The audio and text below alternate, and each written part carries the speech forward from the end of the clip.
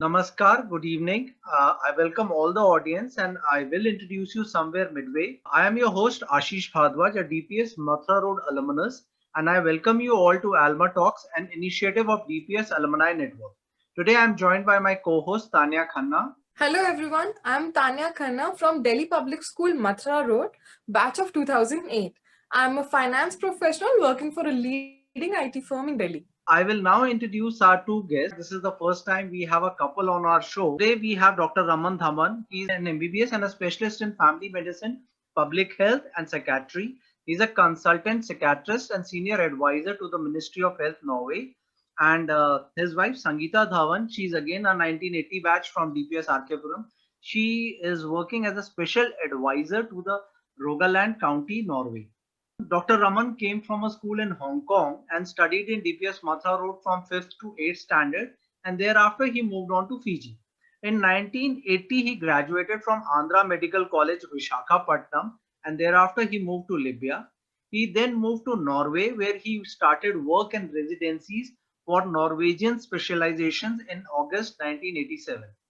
Dr. Raman is an accredited specialist in family health, family medicine, public health, and psychiatry. He is a member of the Norwegian Medical Association. At present, he is a consultant psychiatrist and senior advisor to various departments in the Ministry of Health of Norway. Dr. Raman is settled in Stavanger on the west coast of Norway, and his family comprises of his wife and two children who are also bureaucrats in various ministries in Norway. Dr. Raman likes cycling and recently has started playing golf. The entire family loves traveling, and as Dr. Raman puts it, my work is my hobby. So welcome, Dr. Raman. I will now introduce Sangeetaji. As I said, she's a 1980 alumnus from DPS Arkepuram. She graduated from Delhi University in 1983 and thereafter married Dr. Raman and then moved to Libya. She learned Norwegian together with Dr. Raman and worked as an assistant teacher at an international school for a few years. Thereafter, she took a degree from the University of Stavanger. Sangeeta was responsible for the project Forced Marriages, funded by the Directorate of Children and Family Welfare for a few years. At present, she is an advisor to the Department of Education and Secondary School.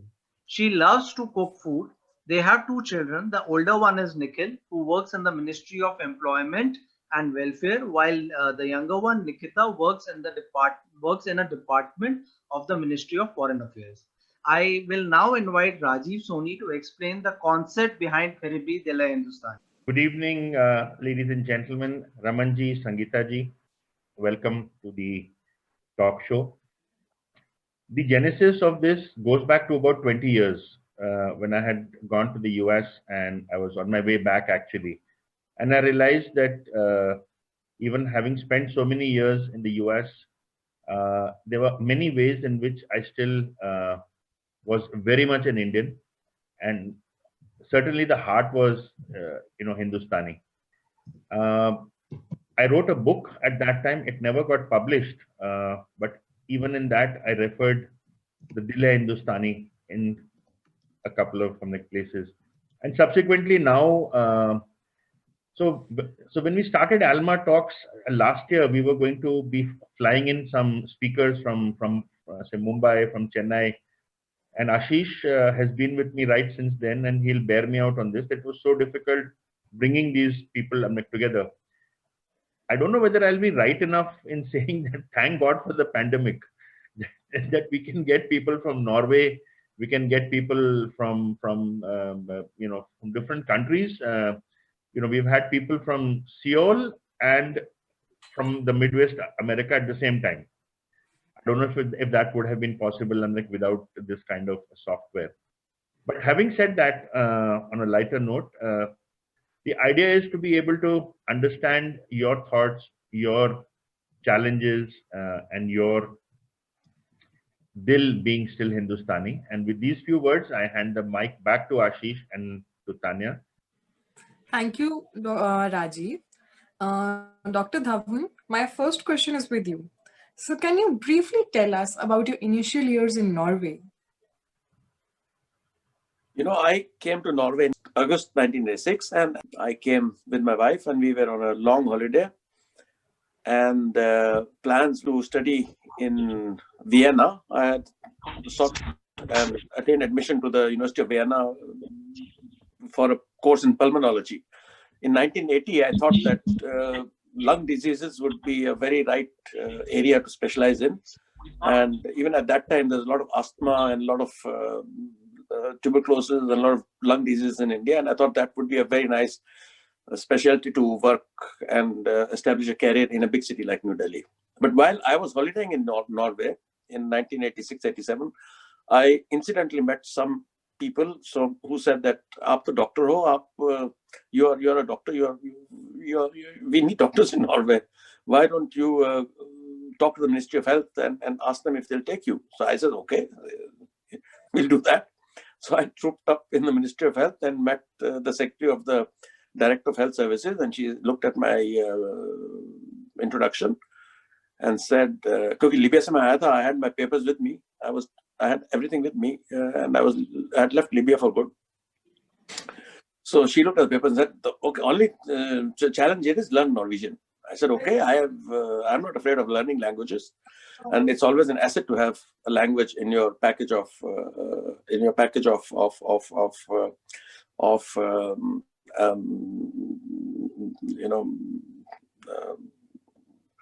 I'm now fighting for words in English because I speak so much Norwegian that I'm forgetting my English.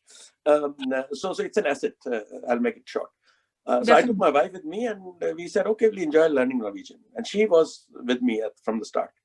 So we went to a course in Norwegian. I must say I have a small aptitude of learning languages. In 4 months, I had learned language Norwegian to the level of achievement to be able to enter a Norwegian university. And that's what is the requirement to go to work with that level. It's called levels C level 3 or level C. And in June, I was finished with Norwegian. I had attained my certificate of qualification in Norwegian, and I trooped up to the Ministry of Health. I said, "Language seekh liya, ab job do." कहते हैं, "Job तो आपको खुद ढूंढना पड़ेगा ना. You have to look for a job yourself. We cannot give you a job." I said, "Okay, I'll look for a job." I sent a few applications, and I was lucky that with my background from the medical college, they checked the medical college against the World Health Organization's book of the recognized medical college. And Andhra Medical College is, of course, one of those there. One of the oldest medical colleges in India. So so I applied for a job, and I was very lucky to get my first appointment at Bergen, in the second biggest hospital in Norway. After that, I suddenly decided, okay, I'm going to make my career in Norway. I dropped all plans of Vienna, and it was not. I had not planned to come to Norway to live here, to work here. Nobody thinks of living in a Scandinavian country, whereas one thinks of USA, England, all those other places.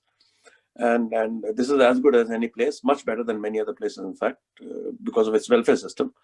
And I got absorbed into the system, and because of my language capabilities, I could do specialty 1 in family health, and I worked as a GP for a few years, and then I did my public health because I was also a GP attached in the district, and I was a chief medical officer, so it was good to have public health accreditation. And then when I was 40, I thought I should do a hospital specialty. And as a 40-year-old, it's easier to go into a medical specialty that is not surgical. I would have loved to become a gynecologist or an anesthetist or a surgeon, but it's too late to start at the age of 40. So I joined psychiatry, and I did my residency for 4 years, and I've been working as a psychiatrist, first as a junior resident officer, and then after I became a specialist as a consultant in psychiatry since 2001. And when I became a psychiatrist, I started looking for administrative attachments in addition to my clinical work. And I've been working with different departments of the Ministry of Health for the last 12, 13 years. Dr. Raman, that is wonderful to hear. Sangeetaji, can you also tell us about some of your initial years in Norway? I should say that being a woman, being an Indian woman, I think I was in the phase of becoming a mother for the first time.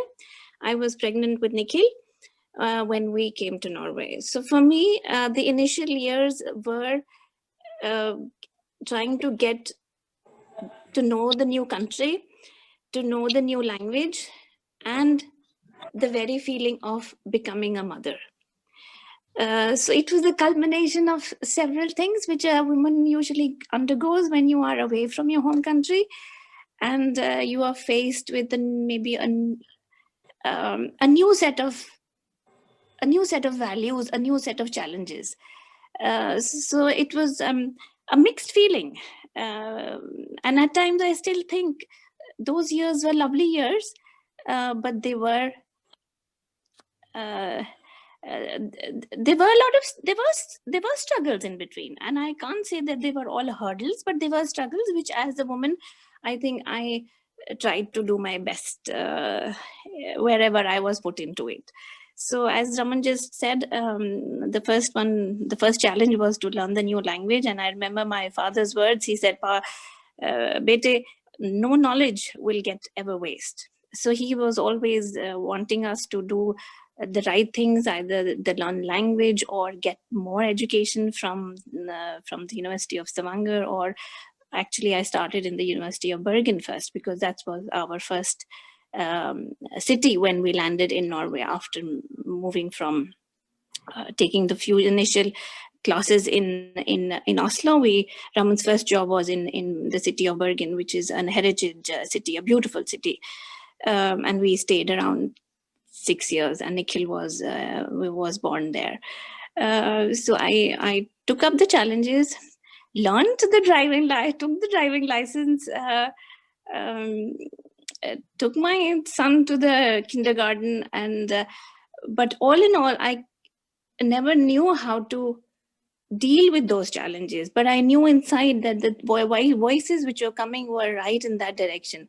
I had Nikhil at home, and I always spoke my own mother tongue. So that is where I think the dil hai Hindustani. I was very, very adamant that even they go to the Norwegian kindergarten, but when they come home, we will try to speak Hindi. And I think Nikhil, when we took him back to our holidays in India, my parents were, and even for that matter, Raman's parents, they said, we still have to listen to such pure Hindi. He used to say Dhanyavad after eating his food. And it gave me a nice feeling that, yes, maybe as a mother in the new country, I think I'm doing fairly well.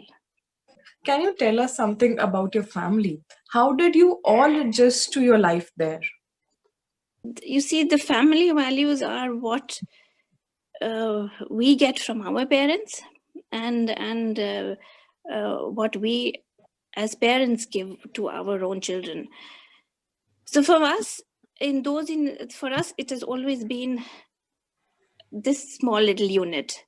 Our children, Raman traveling, of course, a little bit here and there because of his specialization, but this was our family unit. And we tried to adjust to the maximum, but we always, what should I say, we were a part of the Norwegian society in many, many ways. We took them to do all the activities which a young boy of 4 to 5 year old would do. He would probably play out with his children out in the kindergarten and bring them home and ask mama to cook a Indian dinner, or for that matter even a Norwegian dinner, but we tried to, as I said, we tried to maintain that unit by giving them the opening that this is where the warmth, the security, and I think the feel of togetherness is where we should start off with. So as I said, we didn't have very many. This was our family unit, but we tried to adjust, as I said, as in those baby steps we took. We tried to adjust ourselves in day-to-day life, in the life which the children had started taking their own steps with. As I said, in from kindergarten to this primary school, then again, you know, so yes, I think it was adjustment was there, but I never really thought that this is supposed to going to give us any challenges as that matter, you know. But there were certain, as I said, there were always certain rules which you have to follow, as in all other families you have to do, all other homes you have to do. But we were open about talking about it. So I think that makes a lot of difference when you have the room to talk, room to express, room to understand each other, and yes, respect their feelings as well, you know. So I remember once when my daughter was born and she was in the Norwegian kindergarten, and she came home, and I did much of the same thing which I did with Nikhil in his childhood, but maybe I was much more active and I was much more out of the house mother. And I used to cook a fast dinner. Maybe I had to go for my evening lessons. And she said once to me, and she was, I think, not more than 3-4 years. She said, "Mama, why do you speak Hindi when I get home? Aapko Norwegian aati hai na?" She wanted me to become like maybe just like her own friends or her own friends' mothers when they come to pick her up, you know.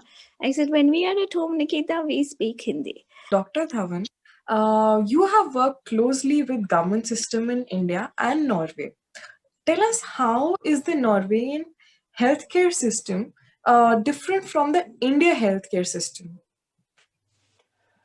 You see, one of the reasons I really decided to stay in Norway is that all that we learn of how we should practice medicine, because we have a basic British background of the medical education is totally British based, you know, Western based.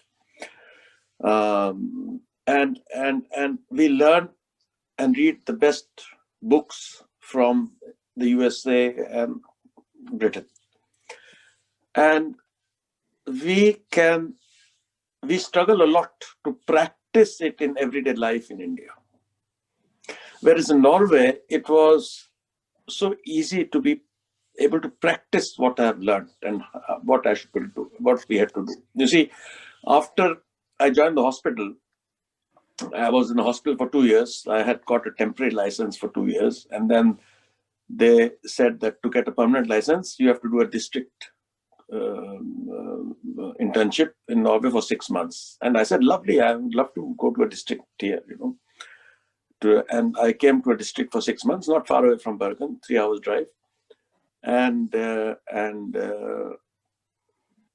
district had a population of 2,800 people, very small district. And we were 3 doctors. And the nearest hospital was about 50 kilometers away in a city called Haugesund, which is a bigger city and a port. The district was outside that city, 50 kilometers. And, you know, being in a district, what do you call, you know, in Norway, I could order any kind of blood test. The nearest hospital was available to me anytime. Ambulances services were there all the time. We had duty rosters where I was on. There were 3 districts where we were on duty. You know, we do very many good things in India, but maybe you should take some examples from Western-based societies which have really worked very hard to establish good medical services. You know, so and we have not achieved that in India. So district, we were 3 districts which had a common 24-hour emergency service. In the morning, you go to your district. You know, but in my district, the patient will come to us, you know, normal appointments, 3 doctors working there. I was the most junior because I was the one who had come to do my internship, although I had 10 years experience by that time.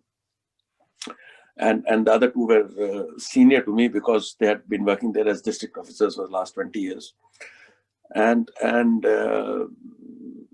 every weekend, you know, so there are 3 doctors in another district, 3 doctors in another district, 3 doctors there. So together, the 3 districts had about 15,000 people, 9 doctors, and we had a rota of emergency services. After 5 o'clock, one of us 9 would be covering all the 3 districts. You know, so if there's any emergency, I had a radio, telephone, they would ring. The hospital has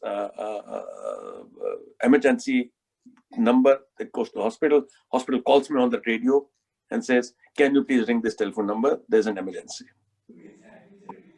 I ring that number, ask them what it is, find out how big is the emergency, what kind of emergency it is. They have, of course, told the hospital already what kind of emergency it is. If they say there's a person who's fallen down, and we think we are missing him, so they'll send the ambulance from the hospital or the district. Their hospital, every district had its ambulances. We had our own ambulance. The nearest ambulance would be immediately sent, and I would get a call on my radio, "Please rush off."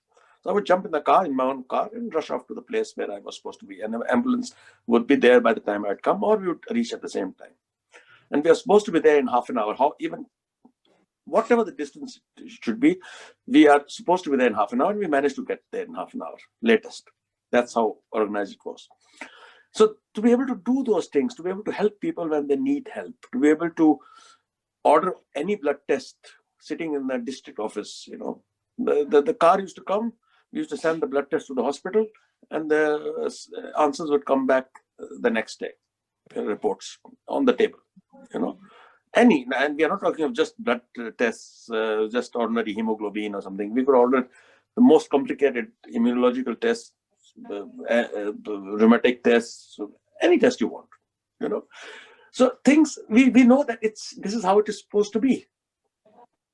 And it functions. And this is what we have learned. And being in a process where you can function what you have learned in everyday life in a district, it's fantastic to be able to, that gives such happiness as a doctor, because then and then we are not, this is a welfare state, so we are not bothered about how much the patient pays us, because the patient pays almost nothing for these services. Now I will ask Sangeetaji, how is education system in Norway different from the education system here in India? Out here, parents send the children to kindergarten, but they are not pressurized to do either reading or writing. It comes as a very natural flow. They are not supposed to be even actually taught ABCD or but at the age of 5, you are expected that, okay, maybe you can write your own name, but it's not a pressure. And I will maybe sum up in just 2 words the entire education system, that there is no pressure in any level. Either it's the kindergarten, or it's the primary school, or it's the upper secondary school where I am attached to.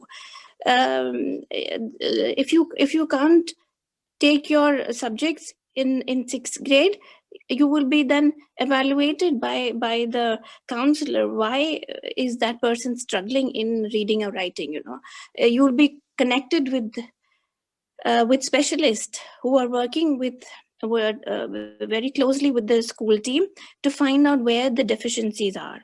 And this help, I'm not very sure whether the Indian education system, or I'm not aware of it, but whether our students get that, or even if they're exposed to it.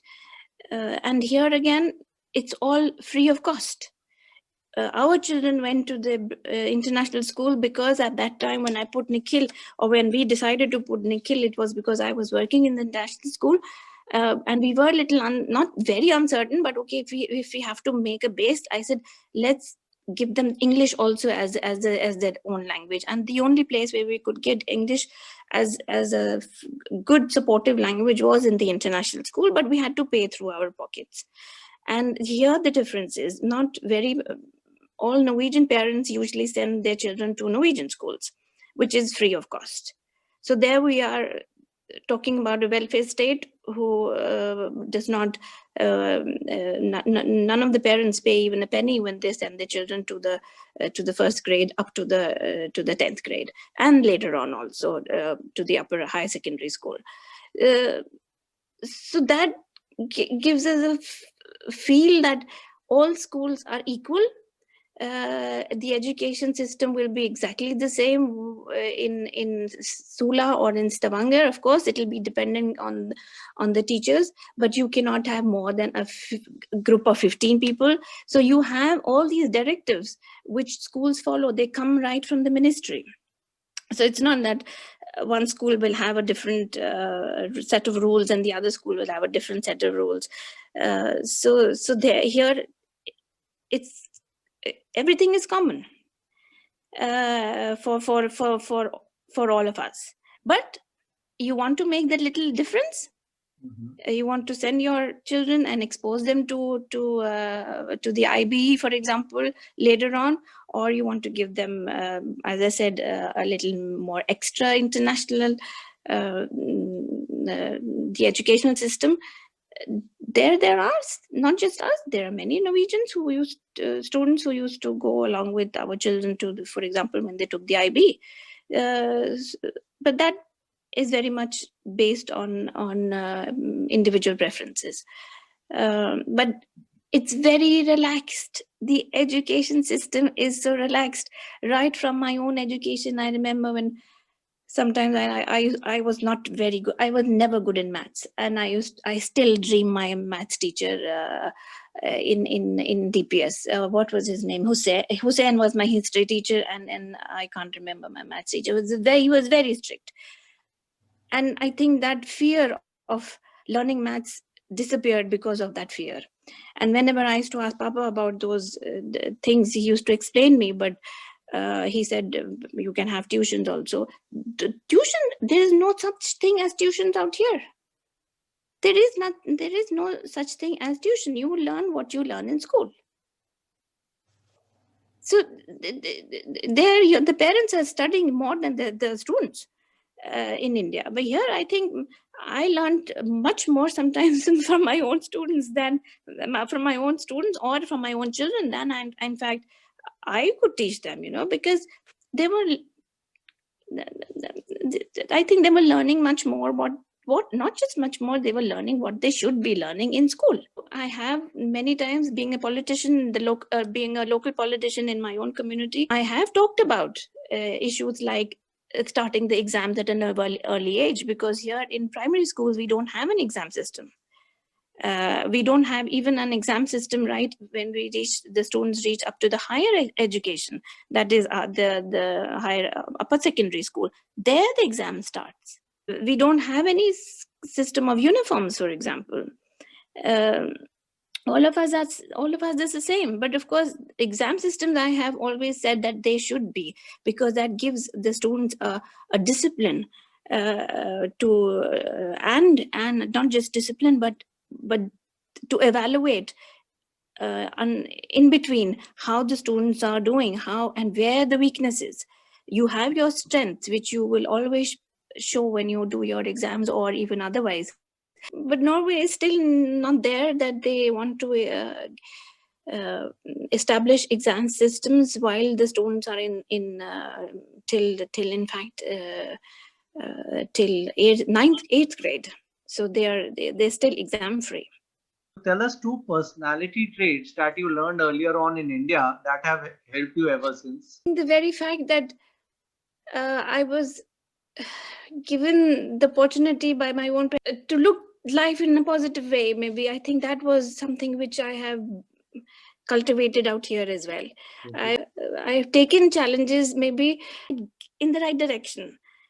So I think that personality traits, try to be positive and try to get motivated by, sometimes even it could be anybody. One of my personality traits, yes, it is that I'm a fearless woman. So I think one of my personality traits is that I do speak up my mind. Okay, that's good. So Dr. Dhawan, what are the 2 personality traits that you have learned earlier on and which have helped you ever since? I have had an uprooted childhood. I did 2 years kindergarten in Delhi, 1 year schooling in Bhilai with my grandparents, 4 years schooling in Hong Kong, ended up in DPS, 3 years. Then moved on to Fiji, where I did my higher secondary. So it was very uprooted schooling, which many of the children whose parents are in the Ministry of External Affairs face. So I think what that taught me was, and then I ended up in Andhra Pradesh as a medical student at a ripe young age of 17 years, coming directly from Fiji and right into Andhra Medical College. And believe me, I had my first initial shocks. I had no idea what the term scheduled caste and scheduled tribe means. Kabhi suna nahi tha maine. I've done my higher secondary in Fiji. I didn't know what it meant. You have to grow up in an area where these things you read about them in the papers. You know that the society is divided into certain groups, and there are rights for certain groups because of legal constitutional rights and how it's different. I was so totally unaware of certain things. So that unawareness was both a positive thing and of course a negative thing, because you could tumble into situations where you don't know certain things you should have known. Having grown up in India, it toughens you in a different way in the Indian schools. And the other thing was that one learns resilience in a different way. When you are uprooted from school to school, suddenly you are in Hong Kong, suddenly you are in DPS. Hong Kong mein alag cultural tha. I was in an English speaking school, but it was totally different.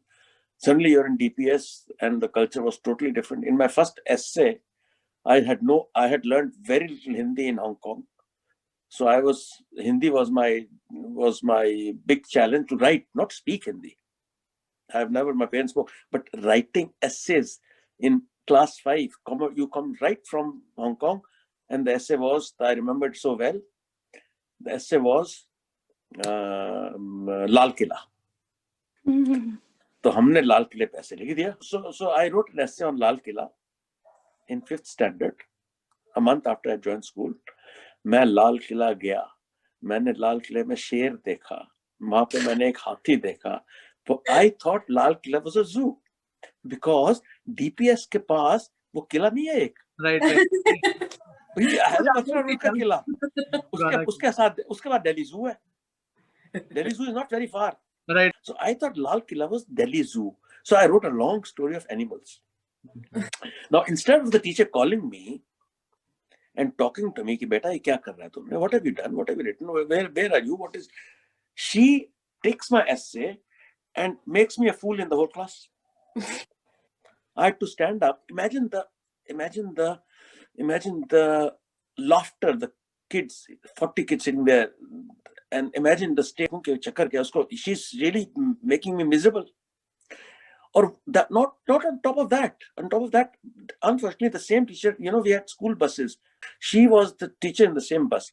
As soon as the bus started to go home that evening, after school, she says, "Bachcho, main tumhe ek cheez bataungi. Have you heard such nonsense?" She tells the whole story in the bus, and I'm sitting there. When you suffer like this, you learn a little resilience, which is really very, very hard to peel off. I said, I'm going to fight back. And you learn to fight back. I learned to fight back. So I've never I can fight back. When I'm down, I learned to fight back because of such episodes. There were many such episodes when you change schools, you were totally shocked. You don't know. When I joined DPS, the class I was called Pakoda. They give you pet names when you come in. At that time, so I was totally shocked. Ye kya ho raha hai? Oi Pakoda idhar. That kind of ragging, you're new. They looked at me as, who is this creature who has suddenly come, in the middle of a class. And I used to join schools in higher secondary in Fiji. I was suddenly placed in the 9th grade in the middle of a school year. You come suddenly, there are established groups, established cultures. You suddenly come from an outside school right into a middle of a school class, and they were learning French, and I was in the middle of a French class, and I have not an idea of a word of French, So one learns to be very resilient, and either you get totally wrecked, or you get into a frame of mind ki when it gets hard, you fight it out. The difference between Norway and India would be that India has all the rules, they don't get followed. Norway has all the rules, most of them get followed. In fact, that is my next question to you, That's Dr. it. Dhawan. What as per you are the two main differences in living and working between India and Norway in your particular field? I know my rights, the patient knows his rights. I know my privileges, the patient knows his privileges. I know my duties, the patient knows his duties. Most of the society works on this confidentiality between everyone, that the most, of course, there is nonsense here also. There are people who can misuse the system. There will always be there. But the society runs on the principle that do your duties, claim your privileges. Do not claim privileges and forget your duties. Okay. Duty bhi karo, privilege bhi claim karo. If the car gets into an accident, I don't have to do a thing. People don't fight on the street. Accident ho gaya car ka. Meri bhi galti hai, ho sakti hai, teri bhi hai, us waqt, unless it's clear whose fault it was. The other guy, unless he is totally drunk or there's something totally wrong, he won't shout to you. People won't come and crowd around you. You just go to the site. You either say it was my fault according to the rules, isn't it? And he'll sign the papers. Every car has a paper, insurance paper. He'll fill it out. It's copied, blue copy. He sends it to insurance company. I send it to my insurance company. In 1 month, they'll decide whose insurance company has to be debited for the whole charges, and finished. And everyday things of this sort are so easily done. Because you have your rights, you have your privileges, you have your duties, you follow the rules, and things will function and are expected to function. Okay.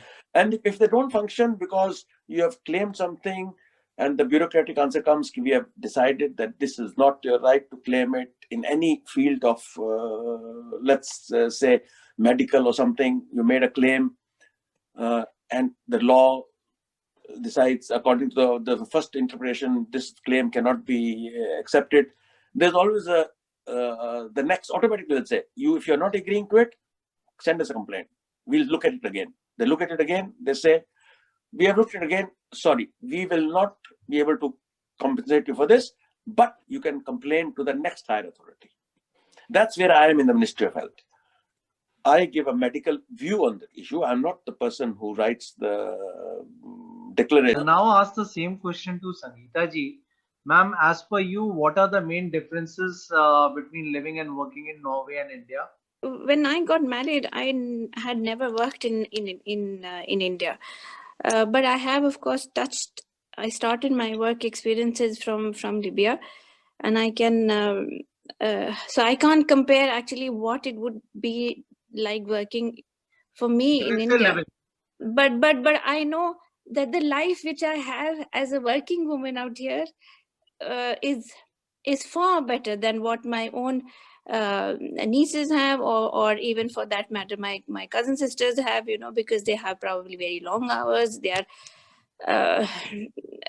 checking on their books or their students' assignments even during the evening, so I think working in Norway, for me, first of all, it's a pleasure. It gives me satisfaction, and it gives me time to be with my family, because I'm an early bird, but I'm home around 4 o'clock, and I've always been home ever since my children were in kindergarten. So even though I have stepped out of the house, I've tried to do my duties as a working woman and as a mother, but life was easy. I came back at 4 o'clock, and I was with my children, attending their homework and taking them for the activities, and did that part of it. So for me, working in Norway is it gives me a lot of pleasure. But on the other hand, sometimes I feel having the background of a minority woman, you have to make your place. You have to show your identity. You have to. That's what I just told you as my personality, that I feel I am fearless, because they know that amongst when I started in the Rogaland County, in fact, I can, my children tell me, Mama, we were proud of you, because I was the first woman who came from a minority background in the Rogaland Council in the education department. But you have to make your place. And in order to make your place, you have to voice yourself. So working in Norway, you have to, you're very at ease. But I think as a minority woman, I think you have to, what do we say? You have to make you have to push sometimes your elbows have to be broadened up. When you start working, then you don't feel that there are very many challenges, but as having a different background, you have to show your worth. And I remember my last boss, when he was retiring, he said, Sangeeta, I just wish on all these years I had 2 more Indian women working for my department. And that is just written in my heart, because he said it in such a way that what you have done for Rogaland County Council while I was your leader, maybe not much we could have done had you not been there. So that was hats off to him for saying that, and I think it meant a lot to me. But if you have a good leader, if you have a good organization, things will be taken account. And that is what is fun working in Norway, that your views will be taken in account irrespective of your background, irrespective of your where you are, as long as you're giving your input. And it's one more thing, I think, while my children were growing up, I think I felt being in Norway or living in Norway, I think I could send Nikita out with her friend, even though we would pick her up if she was late in town or something. But it was very safe, and it's still a safe country to live in. And the last point I would like to say is that here there is a lot of dignity of labor.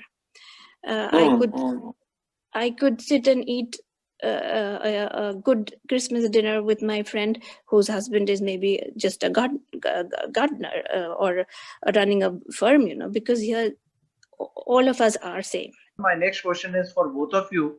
So how often do you guys travel to India?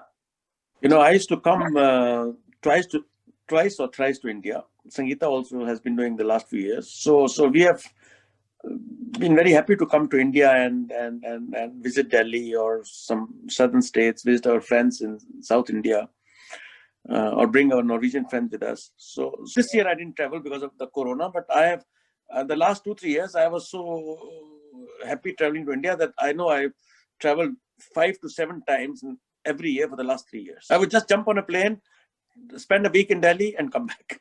And I do travel, and I have always traveled because I have my family back in India and in Delhi. I often travel, and I still travel because of Corona. I have not traveled this year, but my parents are there. I have only one brother. He's based in Delhi, and also a dip site, and his 2 daughters. So that is my attraction whenever I am in Delhi, to be with them and to be with the family. I will now ask my next question. Again, tell me, how do you people celebrate major Indian festivals in Norway? That is Sangeeta's table of, she's the chief of that ministry, Indian Religious Affairs. So I'll leave her to answer that, and we follow all the rules she makes when such Indian festivals have to be done. But we do it in a very quiet way. There are a lot of gatherings. There will be a lot of Indians celebrating. Gujaratis, they get very well together. They have this tradition of getting hundreds of Gujaratis can celebrate the festivals. We are in a small city. We are not in a city where there has been no temple. So we have celebrated our festivals at home with our children. Simple. Okay. Diwali hai to Diwali ka khana banaya, lamps laga liye. Dussehra है तो बच्चों को बता दिया दुशहरा है, lamps लगा लिए, lights लगा ली. Sometimes we have invited the Pandit from Oslo. We have invited him to come to our house and do the puja. Every second, third year he comes and spends a day or 2 with us and does puja in the house with the children and all of us. Satyanarayan ki puja kar dete hain. And that is Sangeeta is the chief of that. So, Sangeeta ji, would you want to add something to this? Yes, well, I am the chief, but I think uh, many things in life have taken a course because you have either a supportive partner or because you have a supportive family. So I think all goes down is that the values which you want to cultivate or which you want to give to your own children or your family, there's room for it. And that room, I think we've tried to create since we were in a new situation or in a new country. And I remember the initial years we tried to celebrate, in fact, with the small Indian community as well, the Dishera, Diwali. But it became very taxing because out here it's not that you can just order food from a big nice restaurant. But that time children were small, and I remember we used to go out for gatherings, whereas mummy had to cook 100 puris in the morning or make a lot of halwa. And I think some after a while I found it that it was much peaceful to talk about and give them that values through each other or through as Raman just mentioned, having a pandit and doing your own puja at home. Okay, perfect. So now we will move on to our next round, which is the rapid fire round. This round basically comprises questions that need to be answered intuitively. So 10 questions in 2 minutes and a score between the participants. Whosoever answers more number of questions is a winner, and there'll be a runner-up. Both the winner and runner-up get a prize. Prize is a bouquet of flowers under your name to your loved ones here in India. And you have to just email us the address and we'll do the rest. So Dhawan, we will start with your rapid fire questions. The first question is your favorite lunch tiffin in school times. Aloo roti. Okay. The first name of your class teacher in 8th standard in Delhi Public School.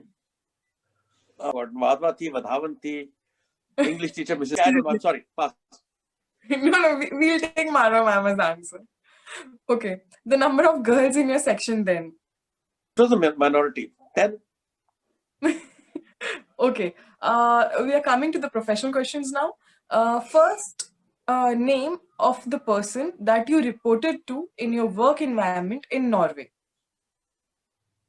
Professor Fossen. Okay.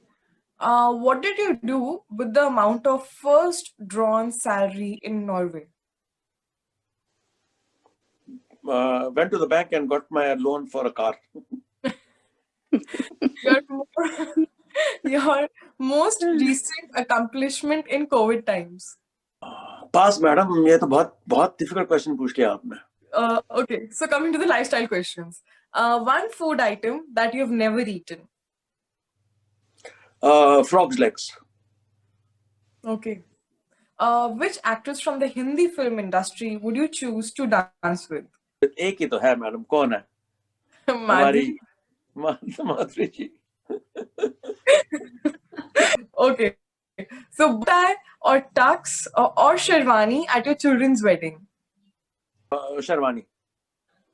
Okay. Pani puri or chole bhature? Madam, both are so good. Can we say both? Okay, chole bhature. Okay, one bonus question for you. Which was the first car you purchased? It was a small Ford Fiesta. Ah, wonderful. Sangeeta ji, now we have the rapid fire round with you. Are you ready? Yes. Okay, your school admission number. Oh. No clue. The school bus number. 8. 8. Your favorite purchase in the school canteen. Chole bhature. Oh, yum. First name of the first person that you reported for work in Norway. Mr. Gunnar. Wow. The amount of first drawn salary in Norway. 8,000 kroners. Okay. Your most recent accomplishment in COVID times. To be very much with my family and to work with at home office. This was an accomplishment. I have stopped driving so much and it has been awesome. Definitely it is. If you could cheat on your diet, what would you binge on? A lot of rasgullas. If you were to pick an actor from the Hindi film industry to dance with, who would it be? Vinod Khanna. Beautiful. If you were to wake tomorrow morning and the sun was missing, what would you do? Just say that it's going to be there in a few hours again. What's your WhatsApp DP right now? You're standing in the sitting room. That Nikita took when I was going out for a dinner. Yes. Okay, I think one bonus mark for Dr. Raman then. With that, we conclude the rapid fire round. Ashish, please tell us who's the winner. Sangeeta got 8 out of 10, while Dr. Dhawan got 7 out of 10. In this case, clear winner is Sangeetaji. Oh, Congratulations. this was really fun. Next question is for you only, Sangeetaji. Can you give us 2 instances where you can say your dil is still Hindustani? My dil is still Hindustani is when I go to my own Christmas get together and I wear my Indian outfit. Okay, that's wonderful. And I did that last year, and I think I will do it this year also. And that's because I feel I am still in Indian at heart. It's not that every year I do it, but I've done it on several occasions, and it makes me feel a proud Indian woman when I am with all my colleagues in my own county. Okay. Yes, that's really one thing which I feel there I am.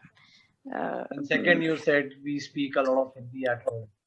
Yes, Hindi and it's.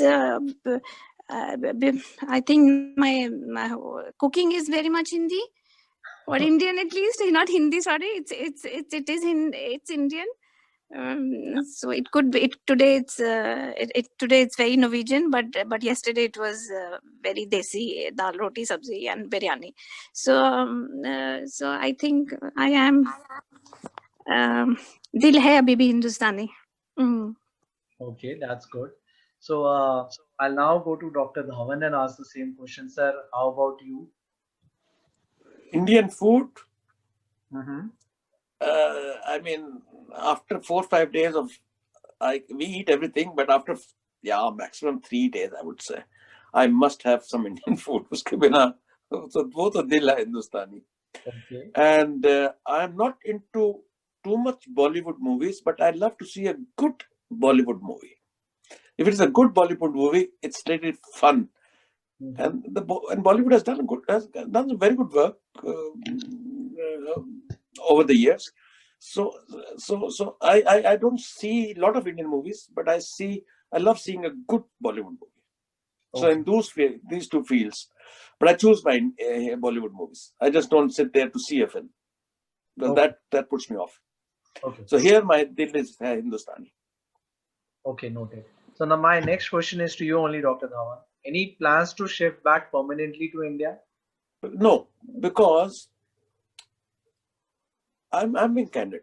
Because we have brought our children to Norway. I chose to come to Norway. Mm-hmm. I took a decision. They were born in Norway.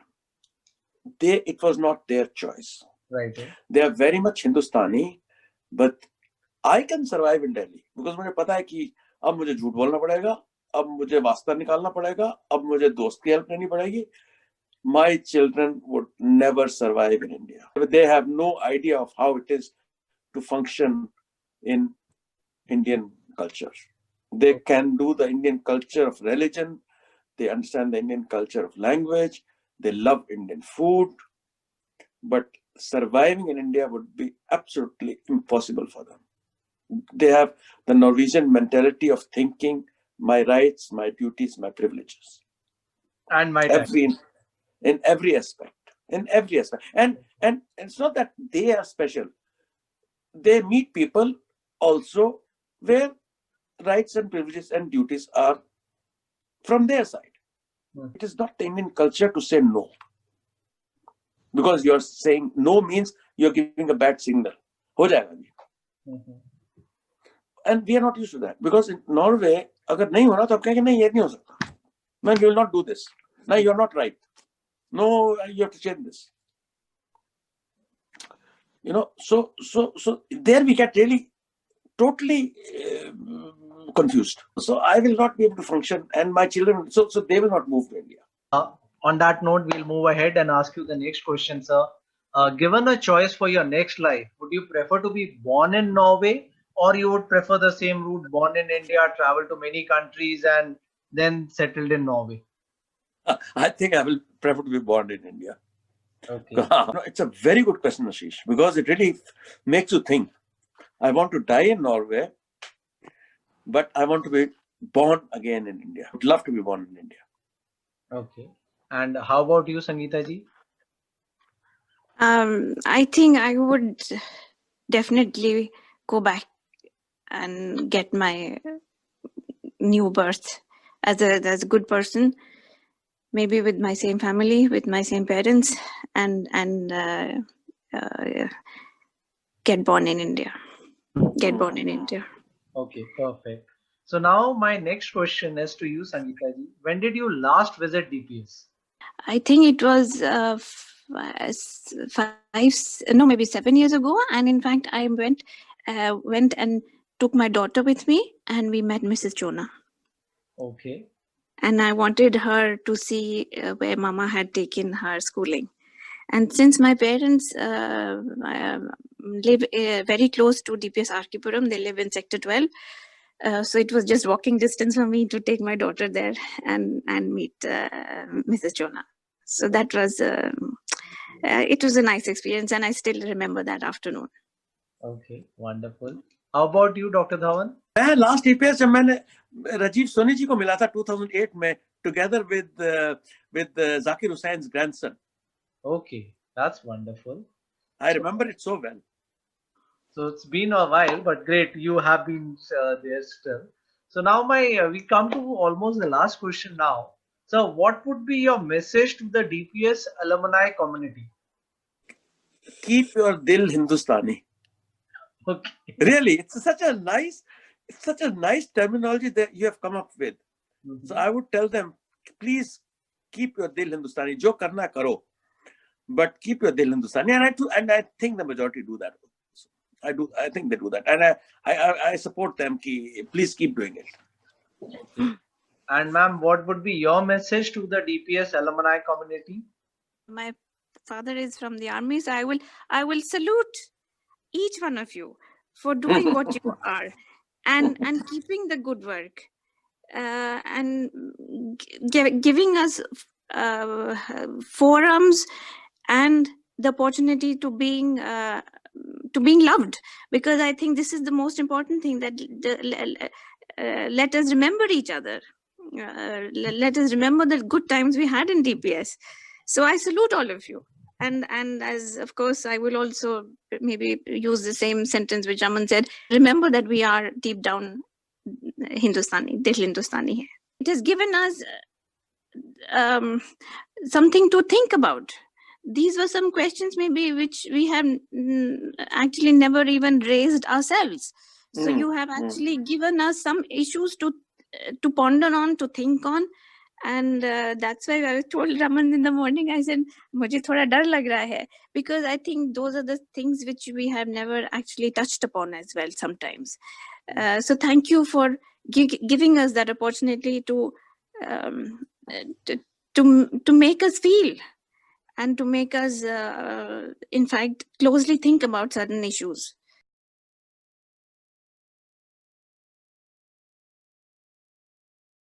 (1976) batch, DPS Mathura Road, chartered accountant by profession, now a novelist.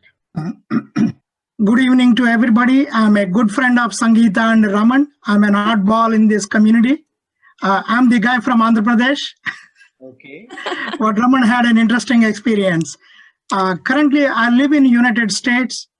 I'm a professor in the engineering program, and also I'm a director for a bulk solids innovation center. I know both Raman and Sangeeta for 40 years from Libya. Hi, Priyatosh Wali, based out of Delhi. I'm 80 Mathura Road batch, so I got confused when I read 73 and 80. I thought Sangeeta is from Mathura Road, but I believe she's from Arkipuram. Though, Raman, I am not too sure whether you know, my brother Ashutosh is a 73 pass out. So when I was listening, I'm not too sure whether you passed out your 11th from DPS or you went to Fiji in between then.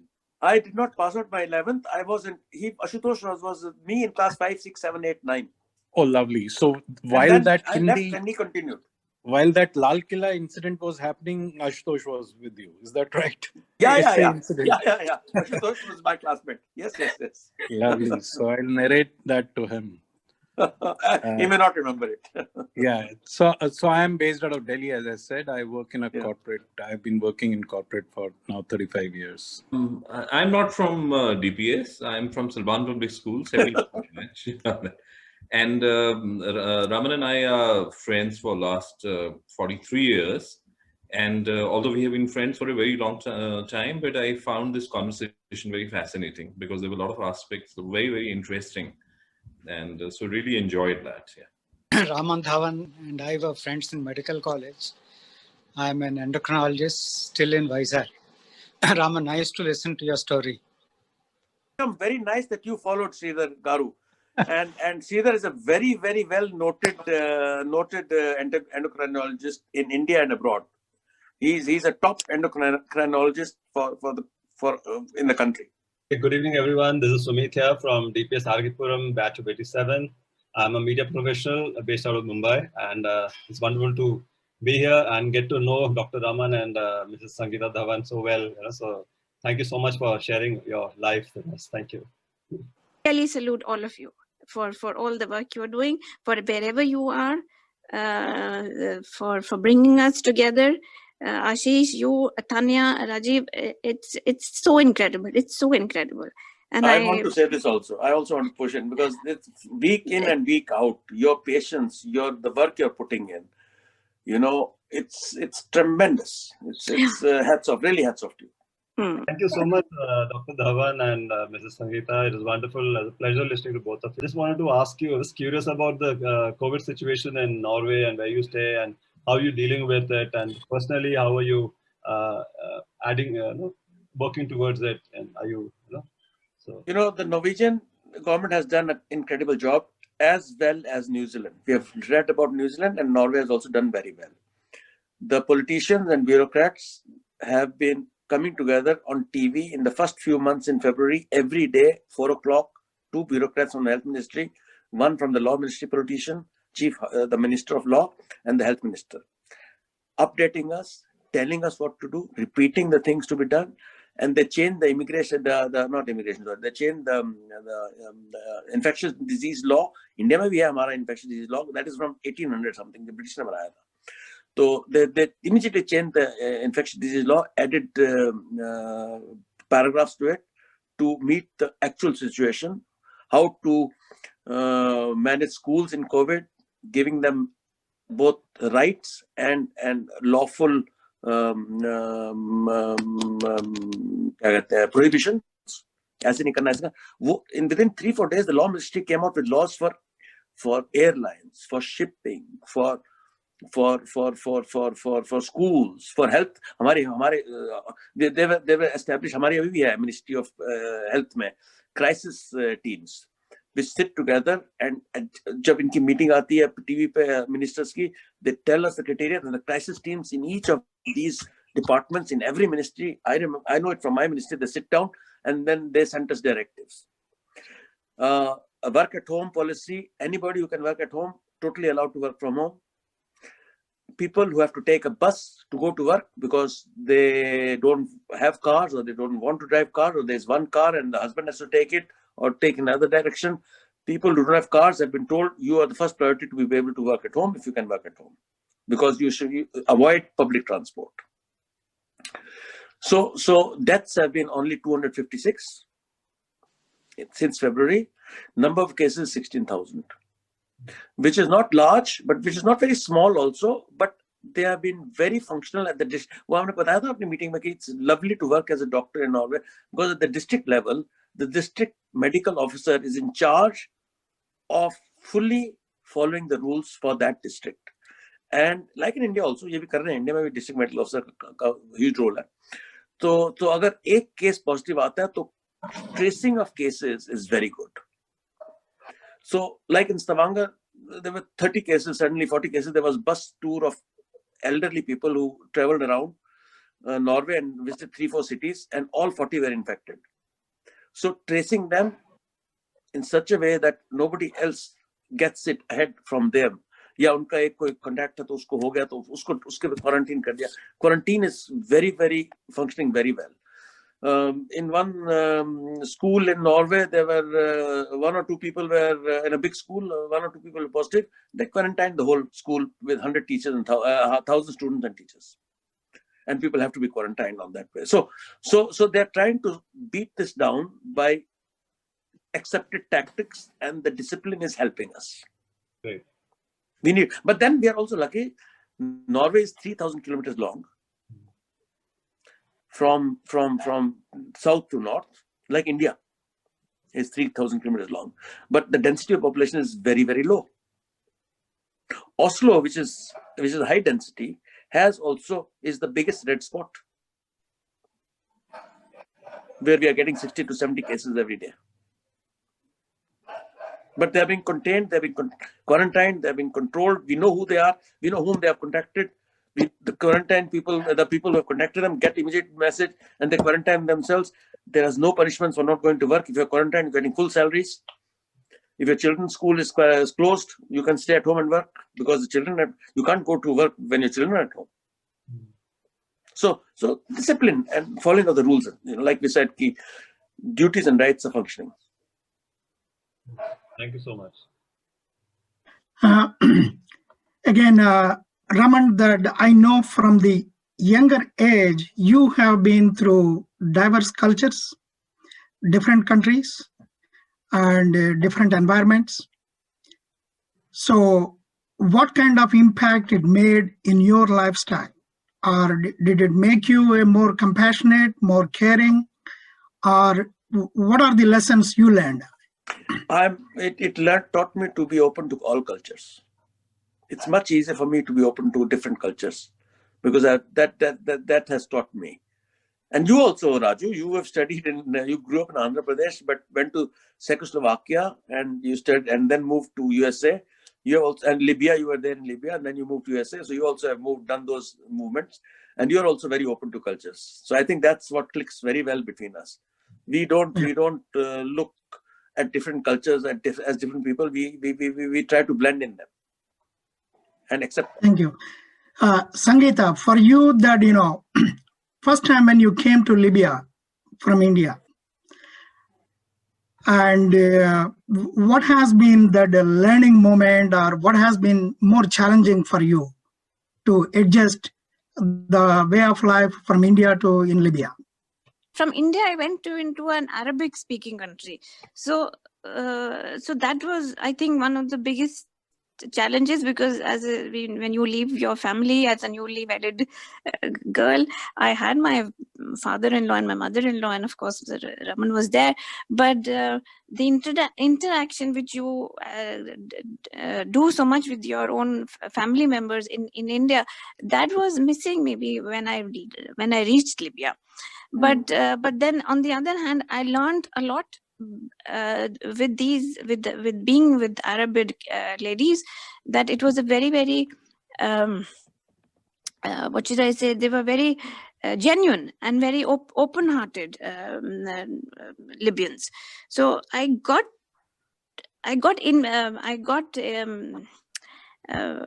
impasse in their culture also, slowly and gradually, and I learned their own food, their culture in a very short way. And I think the very fact is that you have to be open to it. I could have just sat in my own apartment and waited for Raman to come and made a good dal chawal for him, But I went out. I seeked, and they came, and I went out and had their Arabic cup of tea, or when Raman took me to his parents, to his friend's house, I was always, the women were secluded, you know that, Raju, and the gentlemen were secluded, but I wanted it. I wanted that exposure. And I was working there. It was a different, totally different environment, though it was an Indian school, but it was it was fun. And I think that is what you have to just open your minds and think that those cultures, you can learn something from them, and it can be a fun-loving process. It can be a fun-loving experience. So, and I, as a young married woman, so of course, for me, everything was nice and bright at that time. Hi, my question is for Doctor. I understand you are a psychiatry expert. The question is, in India, any psychological illness is still a taboo, and kids are not open, people are not open, I mean, parents are not open. So my question is in two parts. One is, how is it in Norway in terms of the culture? Two, what do you suggest should happen in India, that there are issues with kids or with elders, but they are not open and they are not talking about it? It's a very, very loaded question, very good question. It's a question which one can talk many hours around. Even in the Western countries, Norway and other Western countries, even USA, we call the stigma of psychiatric illness. We call that. And a lot of it has been written and spoken and discussed. And attempts have been made to destigmatize psychiatric illness. In Norway also, psychiatric illness, even now, if 30, 40 years ago, it was very much stigmatized, it was that. Now it is not stigmatized in a large extent. There is still some stigma. There will always be some people who will feel that it is stigmatic to be told that they have a psychiatric illness. But a lot of work has been done by psychiatrists to change this from stigma to destigma and acceptance. So a lot of work has to be done by professionals. And then there's a lot of work being done at the schools in Norway, where projects have been granted, where psychiatric nurses and psychiatric professionals go to schools at not children's schools, not at the class 3, 4, 5, that's too early to start talking, but at the age of 14, 15, 16, they have visited schools. There's a program where they visit schools and tell them about psychiatric illnesses so that they are prepared to know about it and are prepared and to destigmatize. So a lot of work is being done. So we have come, we have done a lot of work, and we are much ahead in that field compared to what Norway was 40 years ago. But in India, a lot of work has to be done at educational level, at the school level, at the professional level. Psychiatrists must do this work also. And in India, we have so few psychiatrists. Psychologists can do this work also. Psychologists are not psychiatrists. They are not doctors, but they are part of our teams. They are part of our teams. So a lot of work has to be done. Somebody should take this into. There's a lot to be achieved if we can do this. If a project can be started in India at the level which we need, there's a lot of scope to do some very good work there. Right. So a lot of work has to be done. It cannot be changed overnight. It cannot be changed overnight. And it's in our culture also. So the cultural change has to come, and cultural changes do not come overnight. We are still struggling with so many other cultural aspects which we could have washed them away. Not necessarily that we have to wash our cultural aspects away, but some of our cultural aspects are, of course, not. We can't clap. The world doesn't look at them as something. Aha, India mein ye hota hai, achhi baat hai. They look at us ki India mein hota hai, ये तो क्या कर रहे हैं लोग, you know. Some of our cultural aspects are still to be repaired and removed, like inequality, you know, caste system, you know, in certain aspects which